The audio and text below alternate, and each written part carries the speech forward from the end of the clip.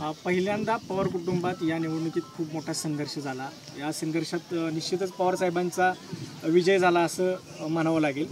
हा संघर्ष आता थांबेल का असं वाटतंय का तुम्हाला? एक तर हा संघर्ष बीजेपीली घडवला, बीजेपीली परिवार फोडला, पार्टी फोडली आणि त्यांना असं वाटलं की दिल्ली स्टाईलमध्ये काही गोष्टी महाराष्ट्रात चालतील।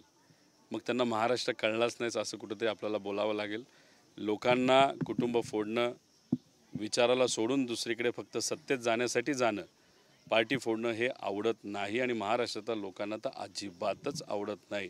आणि लोकांनी काल खऱ्या अर्थाने ते दाखवून दिलं।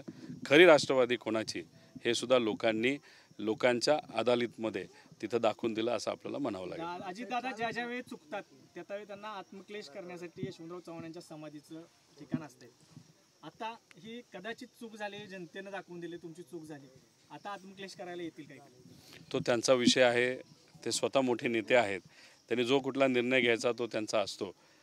जेव्हा अडचणी असतात तेव्हा इथं येणं हे फार महत्त्वाचं असतं। यश जेव्हा मिळतं तेव्हासुद्धा इथं येणं तितकंच महत्त्वाचं आहे। फक्त इथं येऊन फोटो काढणं कुठल्याही नेत्याला योग्य ठरत नसतं। खऱ्या अर्थाने विचार मनामध्ये ठेवून त्या पद्धतीने वागणं हे पण तितकंच महत्त्वाचं असतं।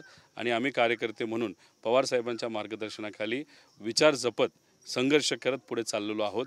आणि लोकांनी जो प्रतिसाद काल लोकसभेमध्ये महाराष्ट्रामध्ये महाविकास आघाडीला दिला, आम्हाला विश्वास आहे येत्या काळामध्ये विधानसभेला सुद्धा मोठ्या प्रमाणात तो पाठिंबा मिळेल आणि महाविकास आघाडीचं सरकार या महाराष्ट्रामध्ये आल्याशिवाय राहणार नाही।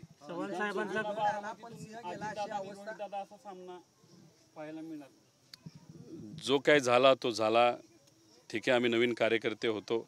पवारसाहेबांचं काम, सुप्रियाताईंनी केलेले कष्ट आणि तिथे असणाऱ्या नागरिकांनी दाखवलेला विश्वास आणि महाविकास आघाडीचे जे सर्व पदाधिकारी आणि कार्यकर्ते त्यांनी केलेले कष्ट, त्याच्यामुळेच खऱ्या अर्थाने कालचा विजय झाला।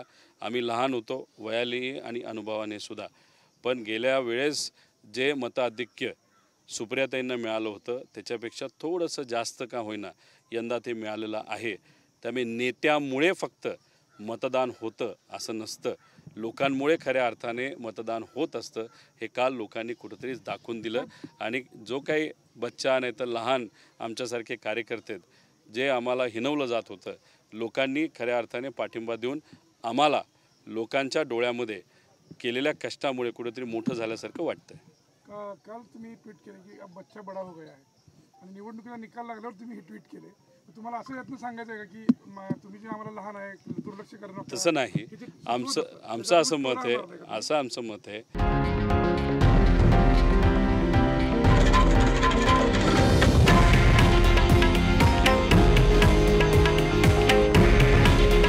हे आहे देशातील नंबर 1 न्यूज नेटवर्क आणि आपण पाहत आहात TV9 मराठी। काळजी तुमची, हित महाराष्ट्राचं।